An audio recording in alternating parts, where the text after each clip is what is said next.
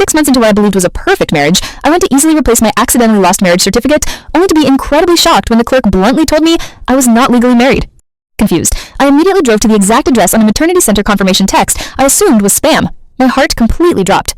I saw my supposed husband, Leo, gently holding the hand of a heavily pregnant woman.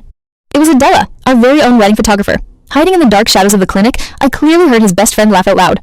Adela's about to give birth, and she's your legal wife. Why do you honestly care about Rose?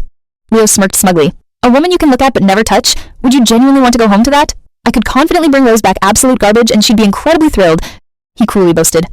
My chest felt crushed. Born with MRKH syndrome, I could never bear biological children. When Leo found out when I was 18, he loyally stayed without hesitation.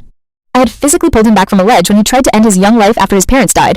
I lived with him in freezing parking garages, painfully eating cold bread, faithfully walking with him from absolutely nothing to everything over 7 long years. I thought I gambled on love and won because he actually proposed. But he had taken a sharp blade to my love and violently slashed it open. The horrifying nightmare escalated when Leo brought pregnant Adela to our apartment for a dinner party with his friends. She obnoxiously rubbed her swollen belly, sighing theatrically about how she couldn't wear makeup while expecting. When I called out her completely fake behavior, she instantly faked a dramatic backward fall and clutched her stomach, whimpering on cue. Leo exploded in wild rage, screaming that I could have brutally killed her and the unborn baby. Standing before his judgmental friends, Leo tore away his mask. Adela is my actual legal wife. You're just the other woman. Where do you get off acting like you have the moral high ground? He screamed. You're a useless hen that can't lay eggs. Without my immense generosity, who would ever want you? He publicly spat. The large crowd audibly gasped, loudly whispering cruel insults about how unbelievably shameless I was for being an entitled mistress. At that exact moment, I knew the boy I loved for 7 years was dead. Absolutely certain I would never leave him because of a highly naive promise I made at 16. Leo aggressively ordered me to secretly pack a bag and hide at a hotel for a few days. He shamelessly claimed he only betrayed me because he was a normal man with urgent physical needs, and that his brand new child would naturally be my child too.